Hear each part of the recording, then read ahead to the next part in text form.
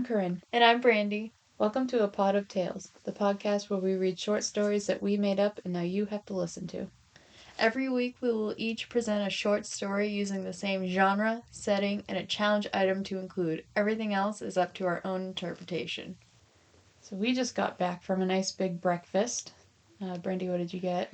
I got a sandwich. What kind of sandwich? It was a bacon and egg and cheese with tomato on an English muffin. It was delicious. And I had some hash browns to go with it and another side of bacon. And a second coffee of the day. Always. Well, I got the veggie omelet with some provolone cheese in it. And we went with our dad, and he also got the veggie omelet, but he had some struggles figuring out how to order it. The waitress came over while you were in the bathroom and asked him what he wanted, and he goes, I'm looking at the omelets, but I can't figure out which one has all the vegetables in it. And I had already ordered, but he wasn't listening. So I said, Dad, it's the veggie omelet. He goes, oh yeah, that one. That's the one I want. Then me and the waitress were just laughing at him. I love that for him. He was laughing too, just so no one Okay. thinks that. So just so that no one thinks that we're just laughing at him, making him feel bad. He was laughing too. I'm laughing at him. Yeah. Yeah. And the waitress thanked him for giving her something to laugh at today. Oh, that sounds so sad. Yeah, but it was good. We haven't seen him or at least I haven't seen him in a little bit, but Yeah, it's been a while. yeah, we gotta get back to our monthly breakfast meetings. So next month, we would love to have a listener's episode. If you have written a story of your own and would like to use that, you can send it in, or you can use one of our prompts as inspiration, and then you can send them in to our email, which is apodofTales@gmail.com, and make sure you send us your name so then we can give you the credit that you deserve. For our stories this week, our categories are a thriller, suspense, in New York City's Times Square, and our challenge was to include drums somewhere in the story. And this week, Brandi gets to go first. Woo! Take it away. Callie and I were so excited for our girls' weekend in New York City. We had planned this trip for our graduation ever since we were in the 6th grade. Ever since we were kids, we had always dreamed about making this our year. We would do prom and senior trip together and then go to college together. We had planned our whole life around always being together. Her and I and our husbands just doing life together. We were best friends, practically sisters at this point in life. Callie's family became my family. We rented an Airbnb in Times Square, New York City, and it was definitely pricey, but we had started saving up our freshman year. We knew we were going to make this happen. Graduation day came and went, and by the next weekend we hit the road for New York City. Callie likes to pretend she's an influencer, so she grabs her phone from the passenger side and starts recording. Oh my god, guys, we're on our way to New York City. Calling out all the influencers. Yes. Have you ever wait, real quick, have you ever seen someone doing that in real life? I've seen it in TV shows. Me and Ryan, sorry, quick side note. Me and Ryan were at Gillette Stadium once, but we weren't going like to the stadium, we were just going to Patriots Place. And there was a guy standing like by one of the big signs out front. I don't remember what the sign was, if it's a Patriots Place or not, but he was like doing a video on his phone and he was talking to it like with that super energetic, but it was just him. I was like, I can't watch this. I've seen like a lot of people like just vlog, Yeah. and I'm like, that's kind of cool, but Yeah, it's like I wish I had that confidence to just ignore everyone around me. So shout out to all the influencers. This Yeah. isn't actually to make fun of anyone. Oh It's no, just I'm sorry. It just struck me funny. Yeah. That's all. Cause like it just made me flash back to that one guy by himself, and I was just like, Ryan, I can't watch, and he's like, stop. Okay, sorry. Continue. Okay. Oh my god, we're on our way to New York City. What do you have to say, Kelsey? How do you feel about being on the road to New York City at 18? We're free! I laugh and say, it's so amazing. This is everything that we have dreamed of. Today's the day where our lives begin. We both start laughing and cheering. Callie goes, wow, we have so many people following us on our New York journey. She checks the comments and one says, can't wait to see you there, with a devil horn smiley face. Oh no. Let's see where this is going. Oh yeah. This is a good idea. She says, huh, I'd never seen them before. They must be a fellow New Yorker welcoming us to the city. She shrugs it off and blasts the radio. We are 2 hours away from the city and now stopped off at a gas station. Callie turns on her Facebook Live and starts recording and points the camera at me and says, look at her pumping gas like a whole adult. We're 2 hours away from New York. I can't wait to check out the sights. Don't wait up for us. She turns off the live feed and she gets a comment saying, oh, don't worry. I'll wait up for y'all. Can't wait to see you. Oh, okay. Callie shrugs off the comment once again and says, oh, look, we have our first stalker, LOL. LOL. LOL. I always say that. So funny. Yeah. That catches my attention and I say, maybe we should take the videos down. It's kind of creeping me out. The smart one. Mm-hmm. Voice of reason. Yep. What if they find us and follow us the entire time? Callie says, oh, don't stress out so much. They're just interacting with us. And who knows, he could become a nice tour guide. I'm so stressed out right now. I let it go, thinking maybe she could be right. We hit the road once again. An hour and a half later, she puts the Facebook Live up once again. Guys, we are 30 minutes away. We are staying in the heart of the Times Square. I turn around saying, don't give away where we're staying. She turns off the live and says, don't be such a party pooper, relax. Nothing's gonna happen. We're gonna have the best time of our lives. She shakes me in a playful way. I crack a smile and say, okay, maybe I overreacted. Let's party and have the best time. That's my girl. Tonight we live. I turn up the music and we start screaming the lyrics to all the songs. We finally arrive in Times Squares. It's so beautiful. All the lights and the hustle and bustle of the city life. It was a little overwhelming and exciting all at the same time. We both start squealing in excitement and we got to our Airbnb. We walk up to the door and we knock on the door. Knock, knock, knock. The door opens, but there wasn't anyone there. We thought, oh, that's strange, but we walked in anyways. It was dark in there. Callie turns on all the lights and she screams, it's so beautiful! Oh my god, girl, let's get ready for the city! I hate myself for this. I really do. I was just thinking, like, I was trying to remember how we reacted to the Airbnb at your bachelorette party. Yeah. And I can't remember. I think me and Sam showed up late and we were just like, hey, we're here now. Yeah. And I think Alexis was like, who are you? I didn't react like that when we walked in. Yeah. Did you like it? Yeah, I did. No, but I wasn't like, oh my god! We're like, all right, let's get this party started. We're Corinne and Sam. Yeah. We're like, we're at the liquor store. We'll be there momentarily. Oh, well, we told you, though. Sorry, I keep interrupting you. No, it's alright. But we told you, though, that we tried to find a liquor store nearby, and it brought us to, like, someone's house. I forgot about that. Yeah, so we had to reroute, because we, like, showed up to the address, and we're like, this is a house. I forgot about that. This is a test to see if Sam's listening. Remember that, Sam? You remember? Are you listening to our podcast?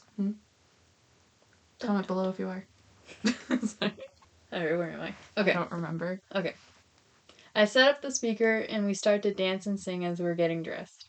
Everything seemed alright until I saw a figure in the window. Oh. I did a double take and the figure was gone. I felt a sinking feeling in my stomach. I tried to ignore it. I turned to Callie and say, let's go check out the city. Maybe we can find a nice restaurant and explore the square. We walk out of the Airbnb. I keep checking my back. I feel like someone is following us. Callie is skipping down the street singing, today is the day our life begins. We are free. I kind of love her. I know. She doesn't have a care in the world. She has no idea what's going to come of tonight. We walk into Times Square. The lights were bright. People are everywhere. It is really the city that never sleeps. It seems more overstimulating at night. There's live music in the center. There is a man. There was a man playing the bongos by himself. I made eye contact with him, but there was something about him that I couldn't forget. He keeps playing the same rhythm over and over again. But again, I ignore it and I keep going. Suddenly, I don't have this feeling of impending doom. We walk down the street and see a bunch of people dressed up as comic book characters. We took so many pictures with them, and then we walk by another music group. This time there is a band. I look up and see the same man playing the bongos about an hour earlier. It starts to feel like I'm going crazy. Maybe I'm just imagining things at this point, and I'm making things up. We walked into M&M World and bought as much candy as we could fit in our bags. I turn around and I spot a man in all black clothing with a dark beanie and black shoes. The man is looking at the shelf full of M&M action figures, but I've seen him before. We are being watched. Ugh. I say to Callie, "Do you think we're being watched? That guy over there, I think he's following us. I saw him walking a few blocks behind us earlier. He was playing the bongos in both areas that we were in tonight, and I think he was outside our window. I need to see his face." "Girl, you're being paranoid. We're not being followed by anyone. New York is a large city. There are people everywhere. Trust me, we're not that special." I think you're special.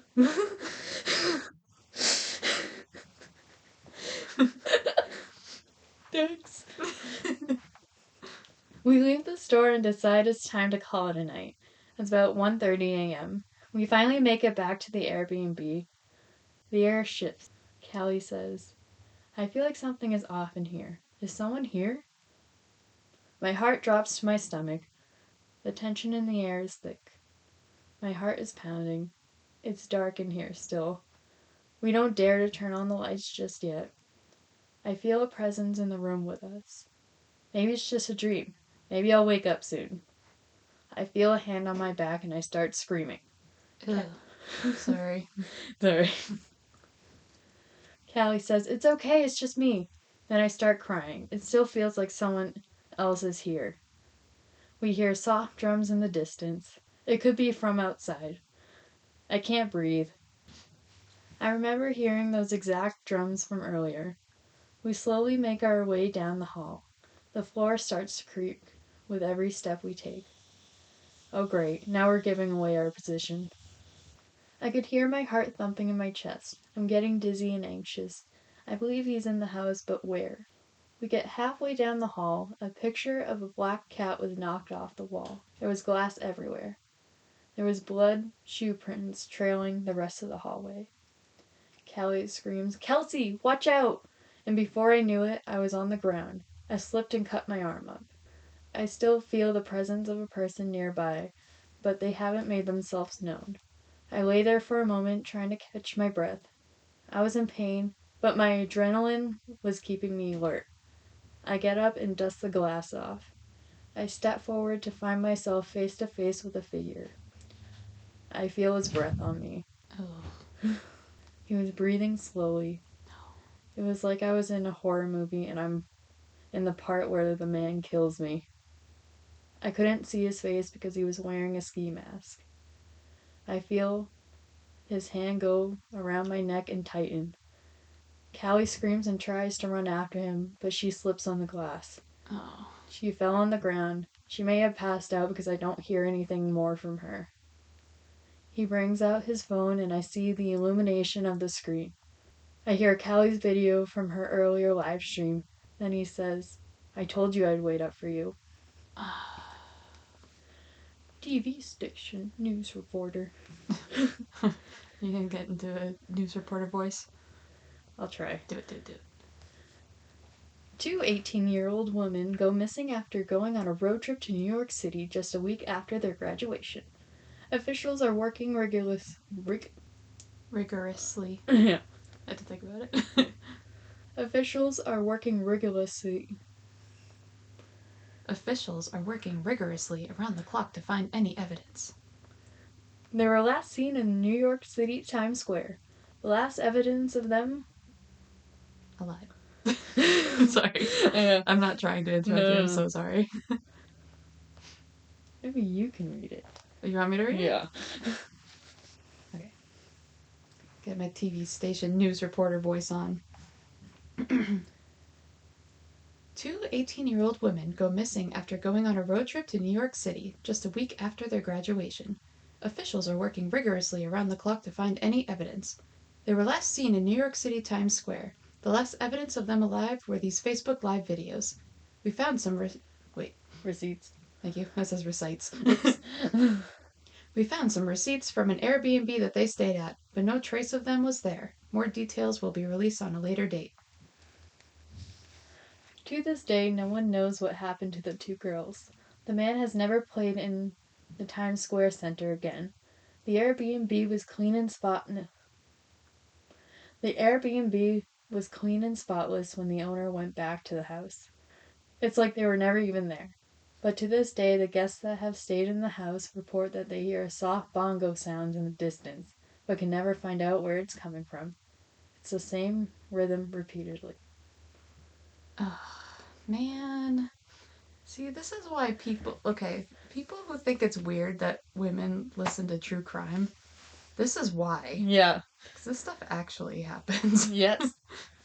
Like, I've seen a few people on, like, that are social media influencers that say that they've had to, like, move houses before because, like, some of their fans are, like, stalkers and they find out where they live and all that good stuff. So be careful out there, guys. And stop making fun of us for listening to true crime stories, because this, like, which one was it? Was it Callie? Yeah. That was the influencer? No, it was Callie. Sorry. Okay, and so Kelsey was the smart one. Yeah. I bet she listens to true crime podcasts and documentaries and knew exactly what was going on from the start. Yep. I saw that and I noted it. I wasn't sure if I was going too true or... Oh, no. Yeah. No, that's good, because we were talking about this earlier, that me and you have different styles of writing. Yeah. You tend to go to, like, more realistic stories, and I go off the rails somewhere. But, like, that's good, because people like those different kind of stories, and some people like the more real ones, some people like the more whimsical ones, so we've got a little bit of both for you. You're welcome. Got a mixed bag. Yeah, mixed bag, all right. Okay, so now it's my turn. Okay, so for my story, I based mine in a wax museum. Do you remember Madame Tussauds Wax Museum? Yes. Yeah, on the 8th grade trip. Yes. Yeah, it was super cool, right? So, like, when I was trying to figure out what I wanted to do for the story, I was looking at all the locations around there, and I was like, I want to put this in a wax museum, but I didn't want to, like, put it in Madame Tussauds Wax Museum and then get in trouble or something, so I made up my own. So in this universe, Madame Tussauds does not exist, but it is a super cool place in real life, so if you've never been, I highly suggest you go, because it's really fun. And nothing that I'm about to say actually happens. So Or does it? Let's hope not. Okay, so like I said, I like to put a little bit of whimsy in mine. I almost went true crime route, but then I thought about this instead. So here we go. Eddie was moving to New York City from upstate New York. He had dreams of becoming a comedian and joining Saturday Night Live, and he knew it wouldn't happen overnight, so he spent his time before the move applying to dozens of jobs around Manhattan to pay his bills in the meantime. The job hunt was more difficult than he originally anticipated, and he did his best not to get discouraged by having to skip over all of the low-paying jobs and getting denied by others for lack of experience. He had been tirelessly searching for over a month and a half, and he had only a week left before his big move to his new apartment. His roommates won't be too happy with him if he's already short on rent. It was just about midnight, and Eddie was about to close his laptop and call it a night when he did one final refresh on the job search engine, and a new listing appeared. He clicked the link and read the job description. Overnight custodian position at the Lofeson's Wax Museum. Come join our team as we prepare for our grand opening on April 1st. As the overnight custodian, your responsibilities will be cleaning up each showroom to be presentable the following morning. Benefits include a 401k, paid time off, and health, dental, and vision insurance. That's pretty good. I know. Wow. Why wouldn't we want that? It's the least that we need. Yeah. Eddie went to the museum's website and scrolled through the photos of the different exhibits. He raised his eyebrows as he saw all of the incredibly realistic wax figures of many known celebrities. The introvert in him smiled at the thought of not having to interact with customers and having the place to himself, apart from the security guards. So he went back to the job listing and clicked the Apply Now button. Feeling satisfied for the night's efforts, he closed his laptop and went to sleep. I love the good introvertness of that job. I know. Like there's people all around you, but you don't even have to talk to them because they're not going to talk back. Or are they? Oh. The next morning, Eddie woke with a start. Remnants from a nightmare played in his mind of being chased through a hall, but quickly faded as he woke up more. Soon enough, he couldn't remember a thing about the nightmare. He picked up his phone to check the time and noticed an email notification from Lofeson's Wax Museum. It read, "Hello, Edward. I am Mr. Lofeson. I have reviewed your application for the overnight custodian job and would like to offer you the position. Normally, I would like to set up an interview, but our grand opening is quickly approaching, and from the looks of your resume, you seem to be the perfect candidate to join our team. Please let me know as soon as possible if you accept the offer. Thank you. Signed, L. Lofeson." Wait. So if you ever got a job offer that's like, I would, but maybe not, would you take it? Well, see, here's the situation. Eddie here is kind of desperate for a job. Yeah. So I don't think he's really thinking about that. But, like, would you? Oh, me? No. No. No. Because, I've got leisurely time. And also, I just got through all the job application stuff. So, like, I was applying for jobs for like 2 months. Actually, it was more like a month, but it felt like 2 months. You get desperate after a while, let me tell you. Eddie excitedly responded right away, accepting the job and sighed with relief that the search was over. See, it was a little personal there. I had to put that in there. Yeah. Moving day came, and it went as smoothly as Eddie could have hoped for. Only a few dishes were broken as his sister dropped the heavy box on her way to the car, and everything seemed to fit just right in his mom's two-door hatchback. She drove him there the whole 4 hours, and he watched out the window as the scenery turned from wide-open farmland, peppered with animals, to a crowded skyline of tall buildings. When they approached this new apartment building, there was no parking in sight. They had to circle around a few times to find a public parking garage a block away, then carry boxes back and forth from the car and up the stairs to his room. His roommates greeted him, but only one of them offered to help him carry things up as the others watched TV. Once the last box was brought in, he stacked it on a tower of others and hugged his mom goodbye before throwing himself on the bare mattress. Ew. It was April 1st, and his new job at the museum was starting tonight. He took out his phone and set the GPS to the museum's address, and he was relieved to see that it was only a few blocks away. Eddie had to dig through a trash bag of his clothes to find some that fit the dress code, then got changed and left to head towards Times Square. It felt strange as he took in the bustling city full of people who never seemed to sleep. It was as busy at night as it was during the day, and he couldn't believe the bravery of people constantly walking into the middle of traffic to cross the street.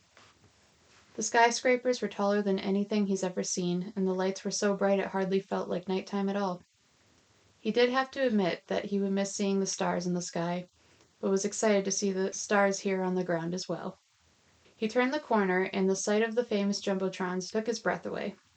Times Square felt a little smaller in person than it does in the movies, but nevertheless he was amazed and starstruck by it as it sunk in that he lives here now. Side note, when you saw Times Square for the first time, did you think this feels a lot smaller than I thought it would be? Yeah, I did. Yeah. I think I've only been there 2 times, and the second time was in college, and we were there for a food tour thing, and I was like, oh, when I was little, this seemed huge. Now it doesn't. Yeah, even when we went on the 8th grade trip, I remember, like, it's super cool, don't get me wrong. Just so no one in Times Square gets offended. It is pretty cool. but like the movies make it seem like it's massive. So then like maybe it's just like wide shots or whatever. But I remember the first time I saw it, we just like walked through it and I almost like missed it. But like Yeah. Yeah. because we were like finding lunch or something and I was like, "Oh, wait a minute." And then me and Ryan went to New York City literally right before COVID shut down everything. Oh, really? Yeah, we went there to go to a motorcycle exhibit and we walked through Times Square and we're like, we're gonna get authentic New York pizza. We were like determined for it. But then everywhere we looked, like the places looked like so busy and like kind of grimy, so we are like, let's go to Applebee's. So we got lunch at Applebee's? Yeah. What? It was there. And we're like, this looks clean. And then I got home and Ashley was like, did you have New York pizza? I was like, no, we got Applebee's. And then she got mad. Yeah. It's okay. It was good. Okay. I don't even remember what we got, but we felt slightly safer. But anyways. A little further down West 42nd Street was the sign for the new wax museum. It was a blinking beacon as it lit up in the night, and Eddie hurried over to it. They had their grand opening today, so he figured that he'd have his work cut out for him tonight as he headed in. A short man with a light brown comb-over and a security uniform greeted him inside with an extended hand. You must be Eddie. I'm John. Nice to meet you. Eddie shook his hand. I assume that Mr. Lofison gave you the rundown already, so I'll give you the tour and show you where the maintenance closets are on each floor, and let you get to it. It was a busy first day, so there will be plenty for you to do. John pointed over his shoulder across the lobby. That's my office if you need anything. Then he handed him a slip with a sloppy scrawled number on it. And here's my office phone if you're up on the top floors. I've been security in museums before. Sometimes people hide out and wait until after close to poke around and steal stuff. So if you find any of those ones, bring them right to me and I'll take care of them. John held up a fist as he smirked. Eddie didn't know how to react at the new fear unlocked that he hadn't thought of, so he just nodded and followed him up the stairs. I'd be like, yeah, no. If you find anyone hiding around. Like, you can stay there as long as you don't hurt me. Yeah, right. Seeing the wax statues in person was surreal. The first floor had famous politicians from around the world. There were U.S. presidents to British royalty and other important historical figures in civil rights and science. The second floor had TV stars from reality shows and fiction series, along with talk show hosts and news anchors from New York City itself. The third floor had athletes, musicians, and Broadway actors. Finally, the fourth floor was all about the movies from genres like action, science fiction, dramas, comedy, and to Eddie's disdain, horror. Dun dun dun. When the tour was over, they came back downstairs, and Eddie got to work in the lobby and gift shop as John settled in his chair that overlooked the many screens that fed a live stream of security footage of each room on each floor. It was eerie seeing so many human figures on the screens and not one moving a muscle. You can't see your face, but Have you ever heard of the uncanny valley effect? Oh yes, I get to yeah, that. I'll get to that. Yeah, okay. That's coming up soon. Eddie put in some headphones as he worked and listened to the playlist he made for working long hours. He got through the first floor like he was on autopilot, only occasionally apologizing to some of the statues as he swept around their feet or for almost backing into them. When he got to the reality TV room on the second floor, he had become more conscious of the statues. He picked up a candy wrapper by Kim Kardashian's feet and made eye contact with her as he stood up. He couldn't believe the detail on her face that the artist made. He looked back into her eyes and could have sworn that he saw a twinkle. Eddie broke eye contact and shook off the uneasiness he felt, reminding himself that it was only that uncanny valley effect he was feeling. Ah. There it is. I knew it was coming up, so it was like, oh, perfect timing. When he finished that room, Eddie moved into the talk show and newsroom. He was mopping when he heard something crash to the floor behind him. Startled, he whipped around and took out one of his headphones to see if he could hear someone lurking around. But there was no one but Jimmy Fallon sitting at his desk and looking in shock at a spilled coffee mug on the floor. Eddie slowly walked towards the spilled coffee and noticed steam rising from the liquid, then back at the startled face of Jimmy, now looking at him. He knew for sure that he hadn't been making either of those faces before when John was showing him around. He had been sitting and smiling at his desk with the coffee mug empty. Eddie was about to reach for his phone in his pocket to call John when he heard something scurry behind him. He quickly turned to see Hoda Kotb now standing next to him with her microphone extended as if she wanted to know his thoughts on the matter. Panic was filling every part of Eddie's body as he turned to look back at Jimmy, and was startled to see that he was now back being posed as he should, with his coffee mug back on his desk. The spill had disappeared from the floor as well. When he looked back to Hoda, she was back on the other side of the room with Savannah at their anchor desk, laughing with each other as they were before. Is this kind of like Night at the Museum style? I had that in mind. Yeah. I kind of realized after I wrote it. Yeah. Yeah. I love that. But yeah, we're getting those vibes. Yeah, for sure. Definitely an inspiration. He shook his head in confusion and checked the time on his phone. It was 2:30 a.m., so he told himself that he was just exhausted from the long day of moving and scolded himself for not taking a nap before his shift. He gathered his supplies and put them back in the closet, then headed up to the third floor. Eddie put his headphones away so that he could focus more on getting everything done quickly so he could keep an eye on the wax figures that surrounded him. He didn't want to get distracted by more hallucinations, but that would soon prove to be impossible. As he was mopping around the athlete's room, he was shocked out of his thoughts when a basketball hit him on the head and bounced away. Now he knew he wasn't hallucinating. He turned to run, but it was blocked by the massive figure of Magic Johnson looking down right at him with a smile on his face. Oh my god. He opened his mouth to try to say something, but there was only wax, so it was silent as he spoke. So was his mouth like moving but not saying anything? Yeah, like the wax figure.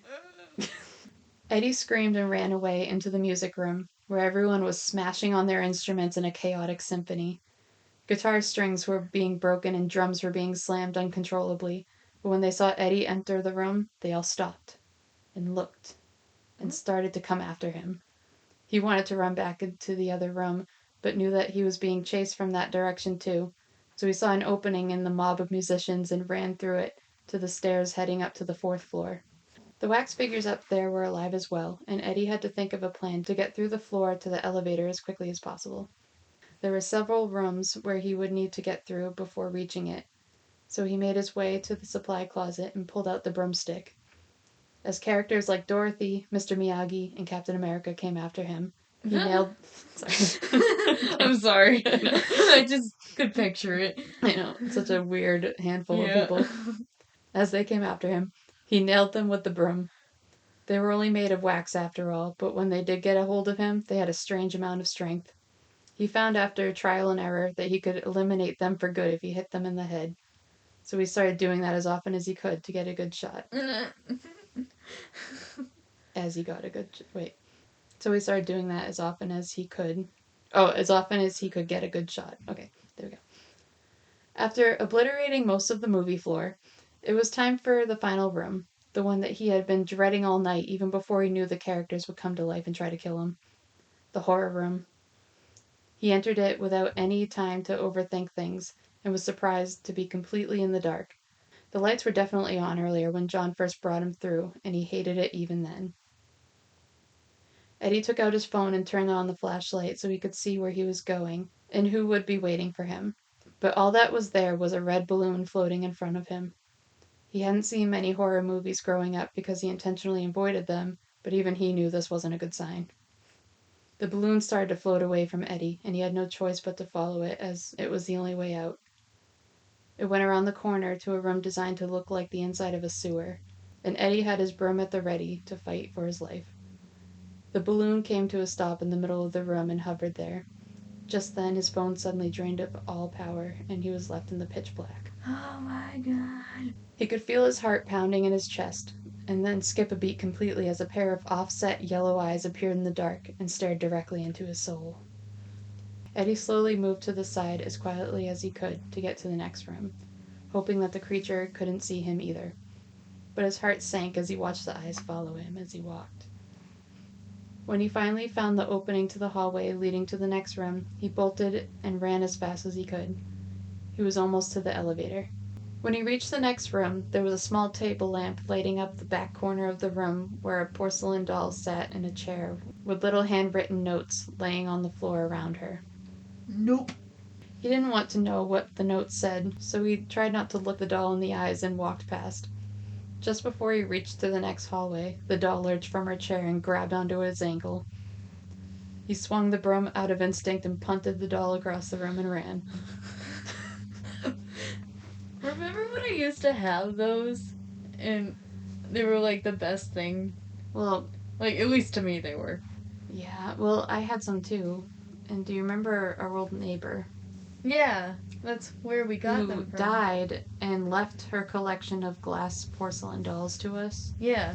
And they smelled really bad. And Mom and Dad wouldn't let us keep them. And I wonder to this day if they thought they were haunted or something. Maybe. Not that I ever saw anything, but like I would be uneasy too if your old neighbor lady left her collection of like 20 plus dolls to your children. She was so nice. She would always give us candy. Yeah. Yeah, one of the few times I accepted candy from a stranger. But was she really a stranger? No.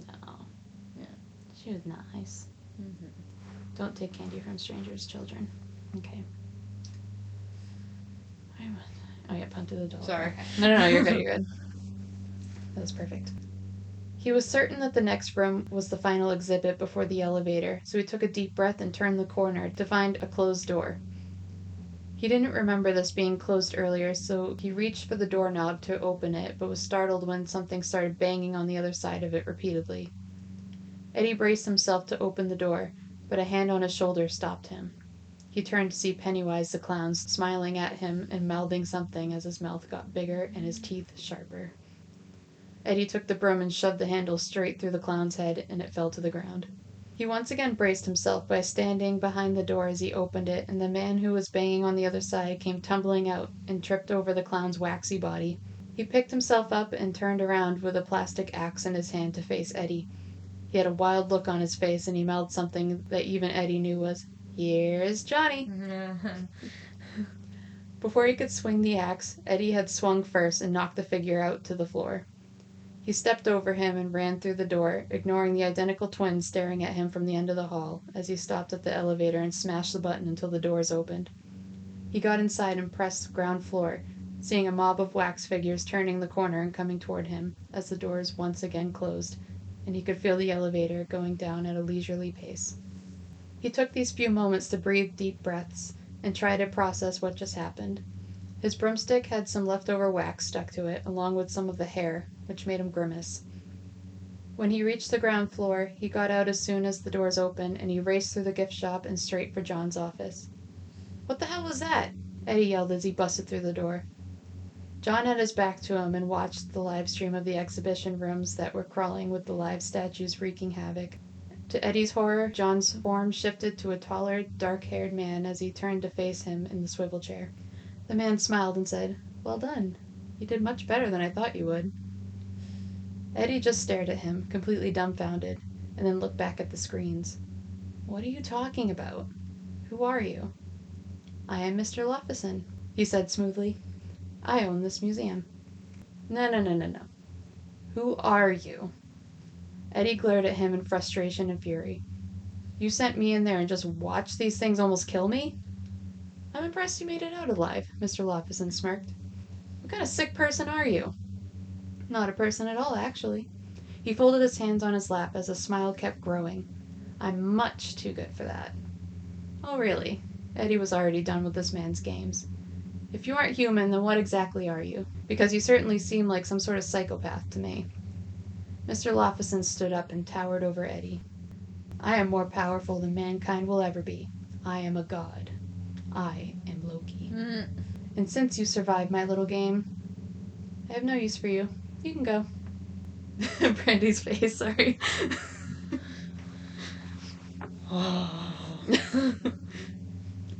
Eddie stood there for a moment trying to make sense of it all. If he hadn't seen the wax figures come to life and watched John transform into Loki with his own eyes, then he would have thought this man was delusional. And if this really is Loki, it feels too good to be true for him to just be letting Eddie go with no conditions. So he took the opportunity without another thought and ran for the door, only to be stopped short by a wax figure of Loki that Eddie hadn't seen standing by the entrance this whole time. The end. So what happened to him after? Do you live? Probably not. Aww. Dang. I mean, it's Loki. Yeah. He's not gonna let you go for free. You gotta give him something in return. That's true. That's good. But yes, so that's why I picked the name Lofison and why I needed pronunciation guide.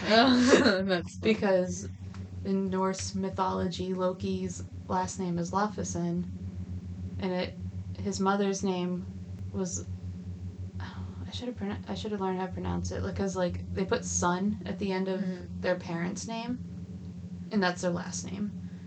But normally they would do it for the father, and he picked his mother for some reason. And I think, like, from what I read, I did some research. From what I read, his mother, it's unclear whether she was a goddess or a giantess, but either way, she had a better status than his father apparently. So he ended up picking her for his last name, which is weird.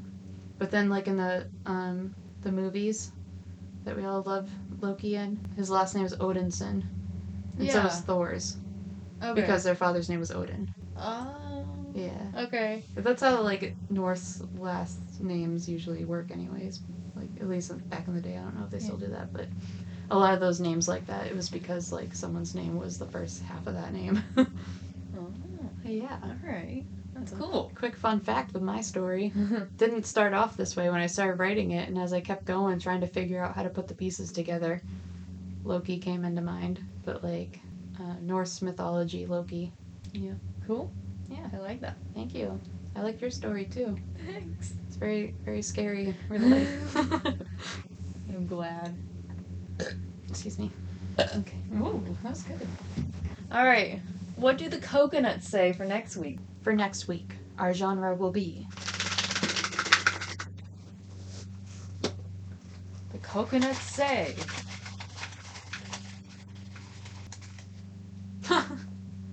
horror. Dun dun dun. There you go. So, with the horror genre, we need to give the reader the feeling of dread with a spine-tingling, spooky atmosphere. Can you do that, Brandi? I hope so. Huh? I hope so. Yeah. I feel like I'm always trying to insert horror into all of mine anyways, but now I can do it on purpose. Okay. So this one's the setting. What does coconut number 2 say?